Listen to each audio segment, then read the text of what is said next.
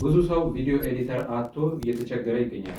ራሳችሁን በደንብ አስተምራችሁ እና ፕራክቲስ በማድረግ ፕሮፌሽናል ኤዲተር በምትሆኑበት ሰዓት የት አገኛለሁ ማጋ ልቀጠር እችላለሁ ብላችሁ ስጋት ካለባችሁ ማድረግ ያለባችሁን ነገር ልንገራችሁ። የመጀመሪያው ፖርትፎሊዮ በማዘጋጀት የሰራችኋቸውንና ልትሰሯቸው የምትችሏቸውን ሳምፕሎች ታዘጋጁና ሶሻል ሚዲያዎቻችሁ ላይ ታግ ታደርጋላችሁ ማለት ነው። ከዛ ድርጅቶችም ሆኑ ግለሰቦች የእናንተን ፖርትፎሊዮ በማዩበት ሰዓት የምትሰሩት ስራ ከተመቻቸው ከእናንተ ጋር ዲል በማድረግ ልትሰሩ ትችላላችሁ ማለት ነው። ሁለተኛ ደግሞ ለምሳሌ እዚህ ፕላትፎርም ላይ ነው እንበልና እዛ ፕላትፎርም ላይ ሄዳችሁ እየሰሩ ያሉ ግን ኤዲቲንጋቸው የማያምር ሰዎች ካሉ ለተወሰነ ጊዜ በነፃ በመስራት የእናንተ ስራ ከወደዱት ከዛ በኋላ መስራት ትችላላችሁ ማለት ነው። አይኖ ሲወራ ቀላል ሊመስል ይችላል እንጂ ቀላል አይደለም። ግን ከእናንተ የሚጠበቀው በደንብ ከተማራችሁና በጣም ኤክስፒሪየንስ ካላችሁ ማንኛውም ሰው እናንተን ይፈልጋችኋል ማለት ነው።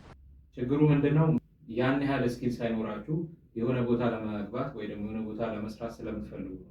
ስለዚህ ስኪሉ ላይ ፎከስ አድርጋችሁ ራሳችሁን በደንብ አስተምሩት።